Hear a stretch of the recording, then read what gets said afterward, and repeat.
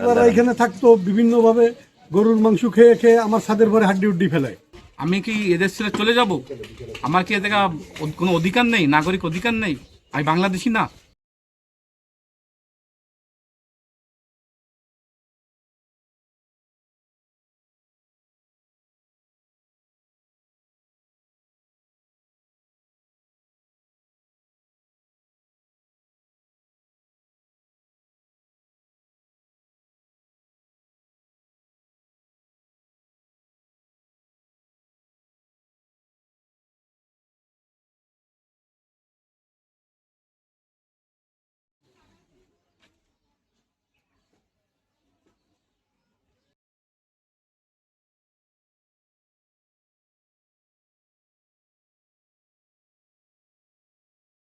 এই জায়গাটা আমি কিনি এনাদের চাচাদের কাছ থেকে, মানে চাচা ছেলে মেয়ে এবং চাচি, চাচা মারা গেছে।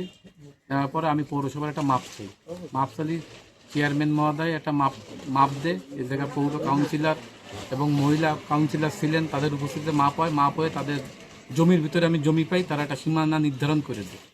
নির্ধারণ করে দেওয়ার পরে আমি তাদের ভালো মন্দ কিছু বলিনি, যে জায়গা দেন বা দেন ভাঙ্গেন, কিছুই বলিনি। না বলার পরে আমি এই জায়গা যখন ঘর করতে আসি, আমার এখানে একটা ঘর ছিল, টিনের ঘর, আমি সেই জায়গায় বিল্ডিং করেছি। করার পর তারা আমার বিভিন্নভাবে বাধা সৃষ্টি করেছে, হুমকি দুমকিও দিছে। তারা আমার মিউটেশনের করা আমার মিউটেশনের বিরুদ্ধে কেস করেছে। আমি সেই মিউটেশনের আমি রায় পাইছি এবং এডিএম কোর্টেও কেস করেছি আমার কাজ বন্ধ করার জন্য। সেখান থেকেও আমি রায় পাইছি। রায় পেয়ে আমি আমার নিয়ম মাফিক আমি এই জায়গা বিল্ডিং করেছি, সানসেট করা সব কিছু কমপ্লিট করার পরে তারা আমার বিভিন্নভাবে ঈদে হুমকি দেয়।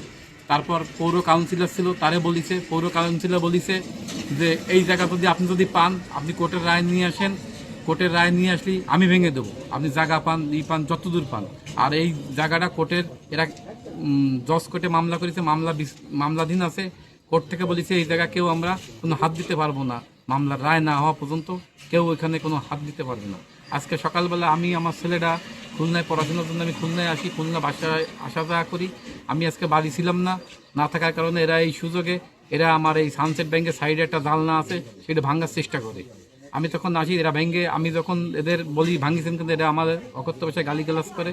এরা বিএনপি করে, এরা বিএনপির লোক, এরা 3-4 ভাই ভাইপো, এরা সবাই হুমকি দুমকি আমারে মালায়ন করে করে সংখ্যালঘু এদেশে থাকতে পারবি না, তোরা এদেশে চাইস কি?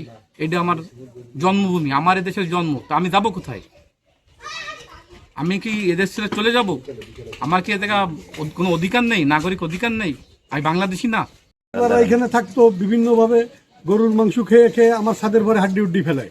তখন সকালবেলা এখানে ভাঙে, তখন আমি ঘটনাস্থলে পৌঁছানোর পরে দেখি এরা 4-5 ভাইপো মিলে এরা লাঠি সোটা এবং দেশীয় অস্ত্রশস্ত্র নিয়ে এইখানে উপস্থিত। যখন আমি এসে জিজ্ঞাসা করি যে এটা ভাঙিয়েছেন কেন, তখন আমার অকাস্ত ভাষায় মালায়ন টালায়ন করে বলে গালিগালাজ করে এবং আমার হুমকি দুমকি দেয়। এই অবস্থা, এবং গায়েও হাত দিতে যায়। এই মতো অবস্থায় আমার ইন্ডিয়া পর্যন্ত চলে যেতে বলে। আমি এইখানে চাই কি? তারা এখানে থাকতো বিভিন্নভাবে গরুর মাংস খেয়ে খেয়ে আমার ছাদের পরে হাড্ডি উড্ডি ফেলায় কি করে। তারপরে ওই সাইড দিয়ে তার ছেলেমেয়েরা এসে এই গাছে পেয়ারা টেরা যা থেকে ছাদের মধ্যে এসে জালনা কেটে নিচ্ছে, ওরা দরজা বানায় নিয়ে আমার এইখানে ঢুকে ওই সাইড দিয়ে কাবুল চুবুল লারে সব কিছু করে এরা। তাও আমরা কোনো সময় কোনো প্রতিবাদ করি না বা কোনো কিছু বলি না। কিন্তু এই 5 তারিখের পরের তো এরা আমার হুমকি দুমকি দেওয়া শুরু হয়েছে, বিভিন্ন জায়গায় রাস্তাঘাট এ জায়গা সে জায়গা আমার মেরে ফেলাবে এই ধরনের হুমকি দুমকি। আমি তো জীবন নাশের হুমকিতে আছি এখন। আচ্ছা, আপনার আত্মীয় স্বজন এবং আত্মীয় স্বজন যারা আসে তাদেরও হুমকি দুমকি দেয়, তোরা এখানে চাইস কি, তোরা আসিস কার বাড়ি, কার জায়গায় আসিস, এই বিভিন্ন ধরনের করে। পরে আমার বিভিন্ন 5 তারিখের পরে আমার বিভিন্ন জায়গায় বেশি হুমকি দুমকি দেয় এবং দেশীয় অস্ত্রশস্ত্র নিয়ে শাইন টুইন এরা আমার বিভিন্ন জায়গায় ব্যাট দেয়, দেয়। আমার জীবন নাশের হুমকি হয়ে দাঁড়াইছে এখন আমার প্রাণের কোনো নিরাপত্তা নেই জীবনে। এই অবস্থায় বসবাস করি। আপনারা এখানে শুনলেন। এখন ঘটনা হচ্ছে, এই বাড়িটা কেনার পরের থেকে এরা সবসময় অত্যাচার করে।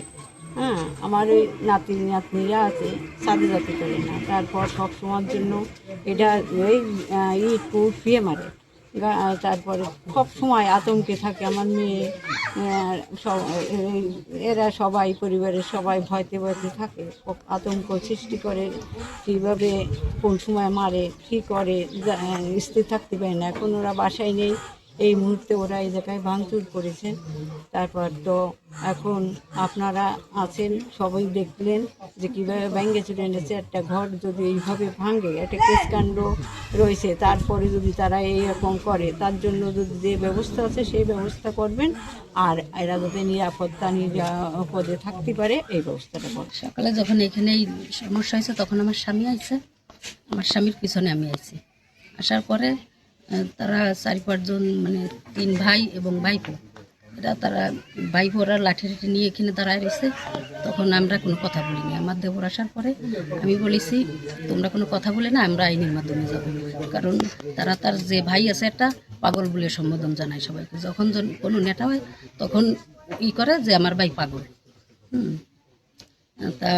তারা আমাকে বিভিন্ন সময় বিভিন্নভাবে আমার স্বামীর আমার দেবরে পথেঘাটে করে, অ্যাটাক করে, যে করে নমো মানুষ, নমকের সাথে কথা বলার দরকার নাই, নমরা এখানে কী করতে আসে, এই নানান ধরনের কথা তারা বলে, হুমকি দেয় এবং যাইছে তাই পথেঘাটে সব সময় করে। আপনারা কি চান? আমরা চাই যে আমরা যাতে সুষ্ঠুভাবে বাংলাদেশে বাস করতে পারি। আমরা বাংলাদেশের নাগরিক, আমরা চাই না যে আমাদের সাথে কোনো সমস্যা হোক। আমরা একটা স্বাধীনতা চাই, আর আমরা সবসময় যেন হুমকির মুখে থাকি। পিছন দিয়ে আবার ঠিক করেছে, পিছন দিয়ে আবার ঢুকে